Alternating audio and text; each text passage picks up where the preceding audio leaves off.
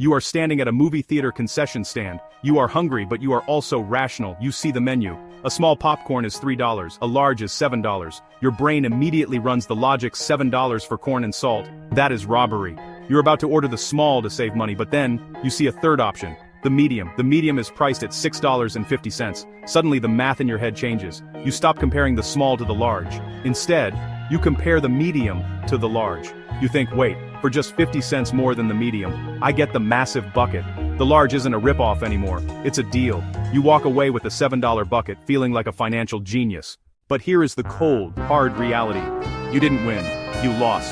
That medium popcorn wasn't there to be sold. In marketing logic, it is called a decoy. Its only job was to make the expensive option look reasonable, and if you bought that large, you fell for the oldest trick in the book. Welcome to iMarket Logic.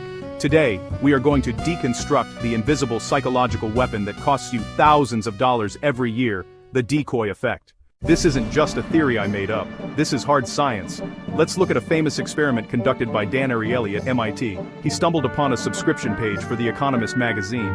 They offered an online subscription for $59, and a print plus online subscription for $125. That seems normal, but then there was a third option, just the print subscription, also for $125. Think about that logic for a second. Why would anyone pay $125 for just the print version, when they could get print and online for the exact same price? It seemed like a mistake. So, Ariely tested it. He gave these options to 100 MIT students. With a weird decoy option present, the vast majority, 84% of students, chose the most expensive combo deal. They felt like they were getting the online version for free. But here is where it gets scary. When Ariely removed the useless decoy option, the results flipped. Without the decoy to anchor their price perception, 68% of students chose the cheapest option. By simply adding a garbage option that nobody wanted, the magazine could hypothetically increase their revenue by 43%. This is the power of asymmetric dominance. Now, you might be thinking, I don't subscribe to magazines, so I'm safe. You're not. Look at the phone in your pocket.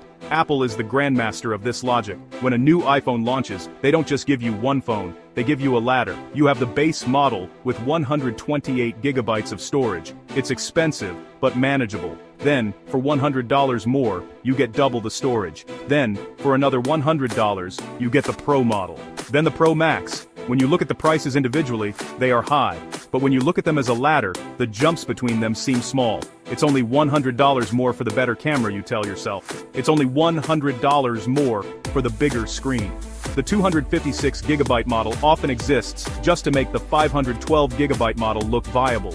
They create a Goldilocks zone, not too cheap, not too expensive, where they actually want you to land. If they only offered the cheapest and the most expensive, you'd buy the cheap one. By adding the middle steps, they walk you up the ladder of spending step by step until you've spent $1,200 on a device you only use for TikTok. I want to pause the logic for a second and conduct a little experiment of my own right now. I want you to think about the last big purchase you made, a laptop, a TV, maybe even a car. Did you buy the middle option because the premium one was too high, but the cheap one was too bad?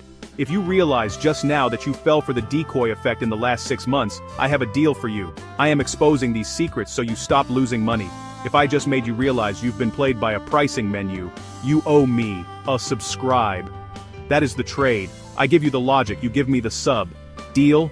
Okay, let's get back to it because it gets weirder. This logic isn't limited to small products, it works on houses too. Real estate agents use this constantly. Let's say an agent wants to sell you a house listed at $500,000. It's a nice house but maybe a bit overpriced. If they just show you that house, you might walk away.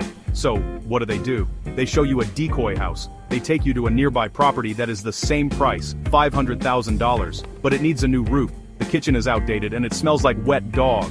They don't expect you to buy that dump. They show it to you so that when you walk into the target house, it feels like a palace in comparison. The price hasn't changed, but the value in your brain has skyrocketed. Restaurants do this with wine lists. They will put a $150 bottle of wine on the menu, not because they expect you to buy it, but because it makes the $70 bottle look reasonable. If the most expensive bottle was $70, you'd buy the $30 one. But because the $150 bottle exists, the $70 bottle becomes the safe middle choice. You spend double what you intended, all because of a bottle that nobody drinks. Here is the part that will actually blow your mind. This doesn't just apply to money, it applies to love. Dan Ariely tested this with attraction. He took photos of two people, let's call them Adam and Ben. Both were considered generally attractive. When people were asked to pick who was more attractive, the votes were split 50-50. But then, Ariely added a decoy. He added a photo of a slightly uglier version of Adam. Let's call him Ugly Adam. He was similar to Adam, but with slightly worse features. Suddenly, nobody wanted Ben.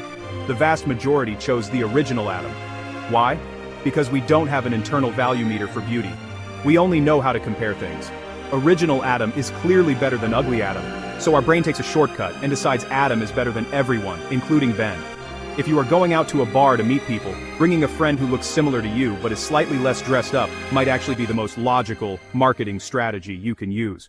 The world is designed to make you choose the path of least resistance. Marketers, agents, and corporations know that your brain is lazy. It hates calculating absolute value. It loves relative comparisons. Now that you have the iMarket logic, you will start seeing decoys everywhere. In the grocery store, at the car dealership, even on Tinder. You can't unsee it. So, I have to ask, is this manipulation evil? Is it unethical to trick people into spending more money using their own psychology? Or is it just smart business? If you own a business, you'd be crazy not to use it. I want to see a war in the comments. Type genius if you respect the tactic, or type scam if you think it should be illegal. I'll be replying to the most controversial takes. Thanks.